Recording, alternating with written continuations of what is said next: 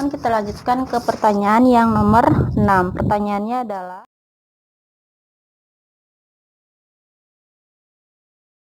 oke, di sini Ibu sudah tuliskan, diketahui pH suatu larutan dari asam oksalat. Asam oksalat itu adalah H2C2O4, mempunyai pH 3- log 4 dengan molaritas asamnya yaitu 0,8 molar. Nah, yang ditanyakan adalah berapakah nilai Ka-nya? Oke, di sini asam oksalat merupakan asam lemah. Kenapa dikatakan sebagai asam lemah? Kalau dia asam lemah itu ada punya nilai Ka-nya ya. Nah, karena yang ditanyakan nilai Ka, berapakah nilai Ka-nya? Nah, sekarang karena ini adalah pH suatu larutan asam lemah, untuk mencari nilai konsentrasi H+ suatu larutan asam lemah itu bagaimana sih? Rumusnya adalah konsentrasi H+ sama dengan akar Ka dikali Ma-nya. Nah, barulah dari sini kita akan menghasilkan nilai Ka-nya berapa. Oke, sebelum itu di sini kan ada nilai pH. pH-nya adalah segini. Nah, tapi berapakah sih konsentrasi H+-nya? Karena kan yang di sini yang diketahuinya adalah yang di dalam rumusnya adalah konsentrasi H+, maka ubah dulu pH-nya menjadi konsentrasi H+. Jika pH 3- log 4, berarti konsentrasi H+ itu berapa? Nah, berarti konsentrasi H+ adalah 4 kali 10 pangkat - 3. Nah, Ibu pernah jelaskan kalau misalkan ada pH sama dengan A- log B, maka konsentrasi H+-nya adalah B kali 10 pangkat - A gitu ya. Nah, berarti kalau pH-nya 3- log 4, maka konsentrasi H+-nya adalah 4 kali 10 pangkat - 3. Nah, ini berlaku untuk semuanya. Kalau di sini POH ya berarti POH. Nah, tapi bagaimana kalau misalkan di sininya plus? Ya, berarti kalau plus bukan B, tapi 1/B. Berarti kalau misalkan pH A plus log B, berarti konsentrasi H+-nya adalah 1/B kali 10 pangkat - A itu. Gitu aja ya, teman-teman. Oke. Nah, sekarang kita substitusikan angkanya. Nah, di sini kan konsentrasi H+-nya 4 kali 10 pangkat - 3. Berarti di sini 4 kali 10 pangkat - 3 sama dengan akar Ka, Ma-nya berapa? Yaitu 8 kali 10 pangkat - 1-nya adalah molaritas asamnya. Karena untuk mencari nilai Ka berarti pindah ruaskan, berarti ini jadi pangkat. Berarti 4 kali 10 pangkat - 3 dipangkatkan 2 jadi 16 kali 10 pangkat - 6 sama dengan Ka dikali 8 kali 10 pangkat - 1, sehingga Ka-nya adalah 16 kali 10 pangkat - 6 dibagi 8 kali 10 pangkat - 1. Nah, 16 dibagi 8 berapa teman-teman? Yaitu 26. Nah, ini 6, ini 1. Berarti berapa? 5. Berarti jawabannya adalah 2 kali 10 pangkat - 5. Jadi jawabannya nilai Ka dari asam oksalat adalah 2 kali 10 pangkat - 5. Nah, ini ada di option yang B ya, gitu. Teman-teman, kita lanjutkan ke pembahasan nomor 7. Pertanyaannya adalah,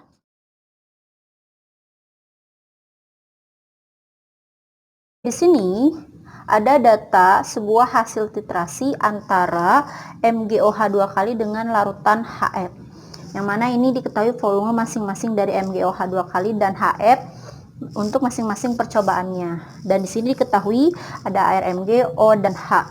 Nah, pertanyaannya adalah berdasarkan data tersebut, maka massa MgOH 2 kali yang bereaksi adalah, berarti yang ditanyakan adalah gram dari MgOH 2 kali.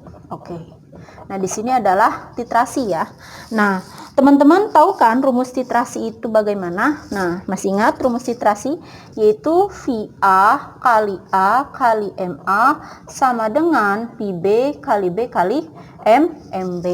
Nah, sekarang karena yang ditanyakan adalah gram dari MgOH 2 kali, maka yang harus kita cari adalah siapa? Yaitu molaritas basanya, molaritas dari si MgOH 2 kali. Oke. Nah, sekarang di sini VA berarti volume asam yang dipakai. Karena di sini adalah 3 kali percobaan, maka yang digunakan volume rata-rata. Berarti berapa volume rata-rata dari HF? Yaitu dijumlahkan sama dengan 40 ml. Nah, berarti di sini VA-nya adalah 40. A itu adalah jumlah ion H plusnya. Berapakah jumlah ion H plus dalam HF? Itu ada 1, berarti A-nya sama dengan 1. Dan molaritas asamnya adalah 0,15. Nah, sekarang VB-nya adalah 30 karena semuanya adalah 30. B-nya berarti OH di sini ada berapa? Ada 2. Berarti dikalikan 2 karena MgOH 2 kali, OH-nya ada 2. Baru dikali MB. Oke. Nah, berarti kita cari nih 40 bagi 2 20. Ya, nolnya juga kita coret nih yang di sini. Coret. Berarti tinggal 2 kali 0,15. Berapa? 2 kali 0,15 itu 0,3 ya. Benar kan? Ya, 2 dikali 0,15 yaitu 0,30. Nah, berarti ini tinggal 3 ya. Dikali MB, berarti MB-nya adalah 0,3/3 yaitu 0,1 molar. Nah, kalau sudah ketemu molaritas basanya, barulah dari sini kita masukkan ke dalam rumus molaritas. Apa? Rumus molaritas apa sih? Masih ingat? Nah, M sama dengan gram per mr kali 1000 per V. Nah, karena molaritas si basanya adalah 0,1, gramnya yang kita tanyakan, mr dari MgOH 2 kali. Mg kan 24. O 16H1, 16 tambah 1, 17 kali 2, 34 tambah 24, 58. Dikali 1000 per volumenya adalah volume si basanya. Berapa? Yaitu 30/30. Berarti berapa nih? Berarti ini kita coret. Nah, berarti gramnya ini pindah ruaskan. Berarti gram sama dengan 0,1 dikali 58 dikali 3 per 100. Dan jawabannya adalah 0,174 gram. Nah, ini ada di jawaban option yang D ya. Jadi D 0,174 gram. Gitu. Kita lanjutkan ke nomor 8. Pertanyaannya adalah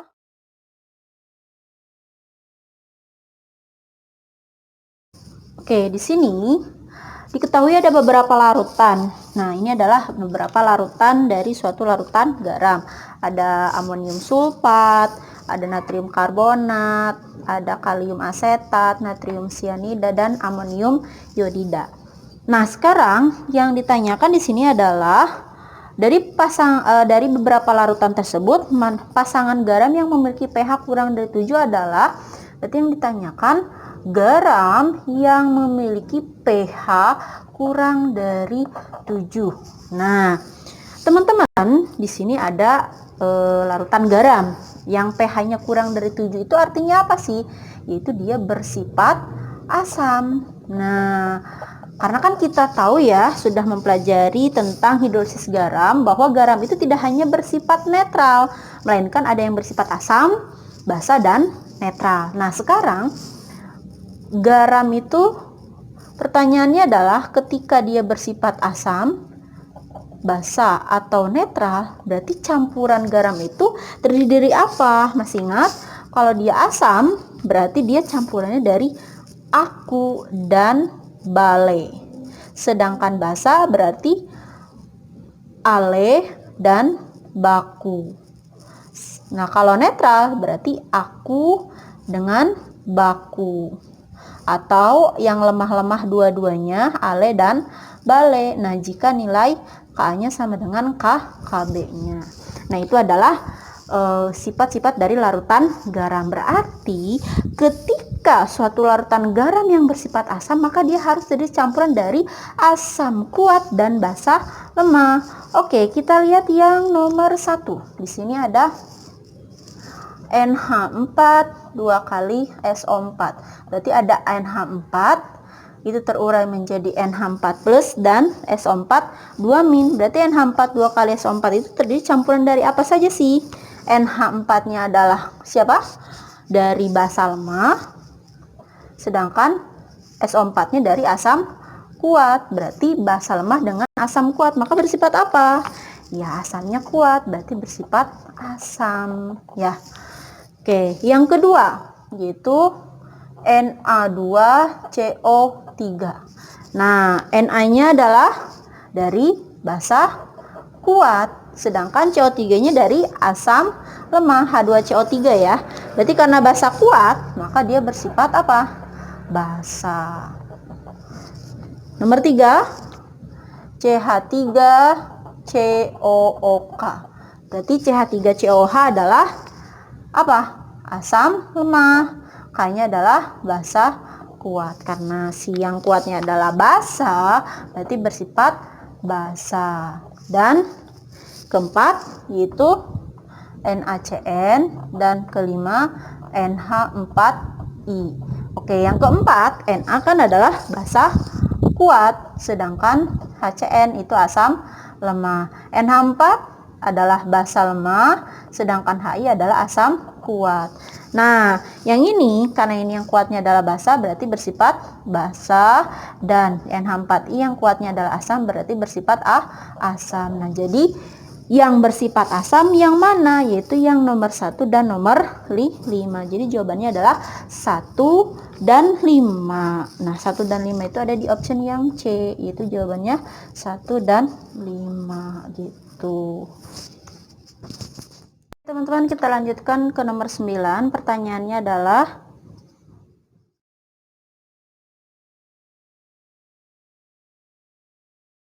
Oke, di sini diketahui beberapa persamaan reaksi sebagai berikut. Nah, yang ditanyakan adalah persamaan reaksi hidrolisis yang tepat untuk garam yang bersifat asam dan basa berturut-turut terdapat pada nomor. Nah, di sini ini adalah merupakan reaksi hidrolisis garam ya. Jadi ini adalah reaksi pemecahan air oleh ion garamnya. Nah, yang ditanyakannya adalah pasangan yang bersifat asam dan basa. Nah, maksudnya apa sih? Nah, berarti dari reaksi ini mana yang bersifat asam dan basa? Suatu garam itu bersifat asam di dalam reaksi hidrolisisnya ketika dia menghasilkan ion H+. Sedangkan basa ketika dia menghasilkan ion OH-. Nah, berarti di dalam kelima reaksi ini, berarti nomor 1 dia bersifat apa?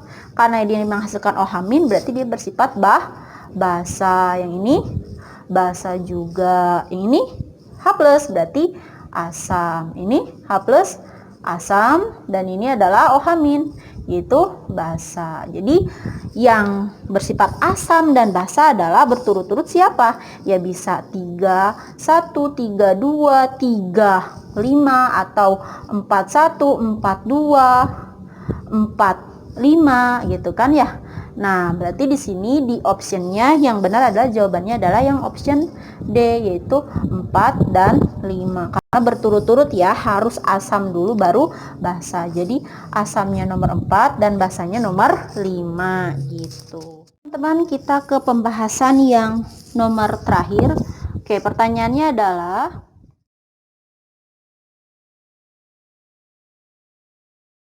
di sini ada beberapa gambar proses pelarutan gula dengan massa yang sama. Ini Ibu sudah gambarkan.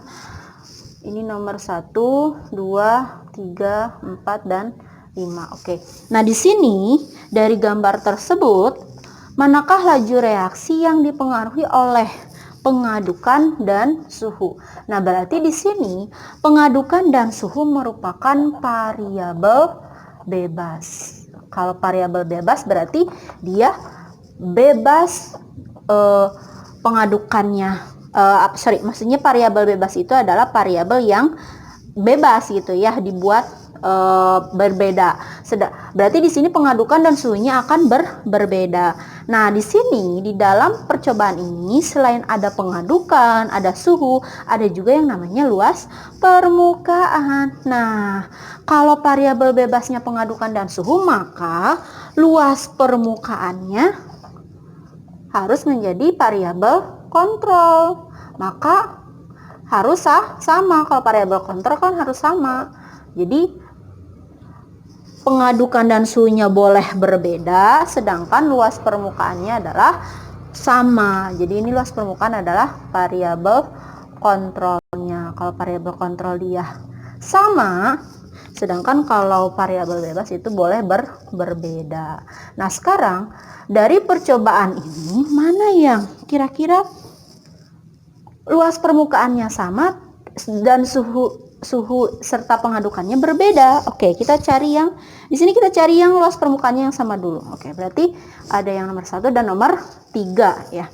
Di sini luas permukaannya sama ya. Tapi di sini variabel bebasnya adalah siapa? Suhu dan pengadukan. Berarti di yang nomor 1 suhunya sama atau beda? 25, di nomor 3 50, berarti beda. Selain ada suhu, ada siapa lagi? Pengadukan. 1, 3. Dua-duanya pakai pengadukan, berarti sama dong. Berarti yang nomor 1 dan 3 itu berbeda. Coba, mana lagi yang luas permukaannya sama? 2 dan 5. Nah, kalau 2 dan 5, coba perhatikan. 2 dan 5 itu dia luas permukaannya sama, tapi suhunya sama juga. Memang pengadukannya berbeda. Yang satu diaduk, yang satu tidak. Berarti kira-kira yang mana ya? 1 dan 4. Coba. Kalau 1 dan 4 luas permukaan sama. Iya. Suhunya berbeda. Iya. Pengadukan juga berbeda. Iya. Berarti jawabannya adalah 1 dan 4. Jadi di sini yang dipengaruhi oleh pengadukan dan suhu atau variabel bebasnya pengadukan dan suhu adalah 1 dan 4, sedangkan luas permukaannya harus sama. Ya, jadi jawabannya adalah 1 dan 4, itu ada di option yang E ya. Jadi jawabannya 1 dan 4. Oke.